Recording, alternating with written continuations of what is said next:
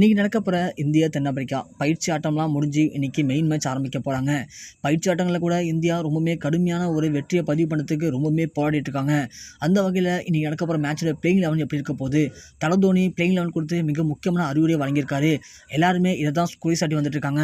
So இதே தவறு தான் பலமுறை நம்ம பண்ணி பல இடங்களில் தோல்வி அடைஞ்சிருக்கோம். அதனால் நீங்கள் இன்றைக்கி இந்த தவறை பண்ணீங்க அப்படின்னா கண்டிப்பாக இந்தியா தோல்வி அடைஞ்சிடும். அதுவும் குறிப்பாக இந்தியாவுக்கு இந்த வெற்றி மிக முக்கியமான வெற்றியாக பார்க்கப்படுது. ஏற்கனவே உலகக்கோப்பை மேட்ச் தோற்றதுக்கு பிறகு நமக்கு சரியான ஒரு வெற்றி கிடைக்கல.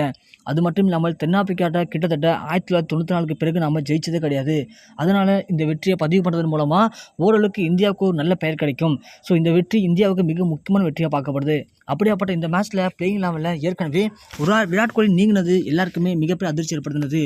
யாருமே எதிர்பார்க்கவே இல்லை. இந்தியாவிலேருந்து தென்னாப்பிரிக்கா சுற்றுப்பயணம் மேற்கொண்ட தென்னாப்பிரிக்காவில் விளையாண்ட நம்ம விராட் கோலி அவர்கள் திடீர்னு இந்தியா கிளம்பி வந்துட்டார்.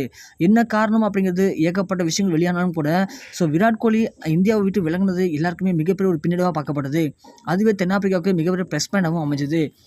அவ்வளோதான், இந்தியா தோத்துற போகிறாங்கன்னு நினைக்கும் போது நேற்று நைட்டானது யாருமே எதிர்பார்க்காத வகையில் விராட் கோலி அவர்கள் மீண்டும் தென்னாப்பிரிக்கா கிளம்பி போய் இப்போது கடுமையான பயிற்சியில் ஈடுபட்டிருக்காரு.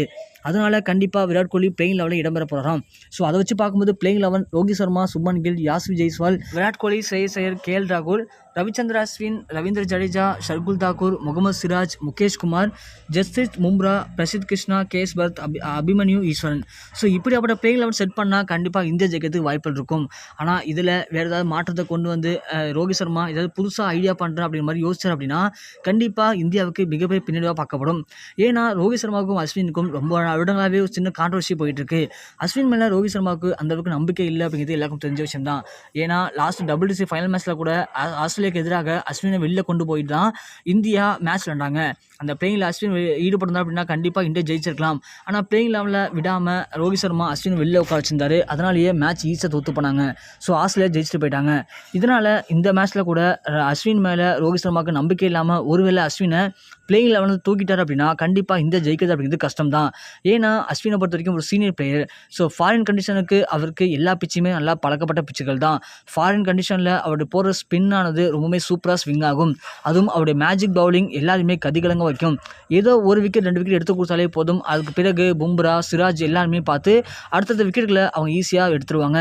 அதனால் இனி மேட்ச்சில் கண்டிப்பாக அஸ்வின் அவர்கள் களம் இறங்கி தீரணும் அப்படிங்கிற மாதிரி தலை தோனி மிக முக்கியமான அறிவுரையை வழங்கியிருக்காரு.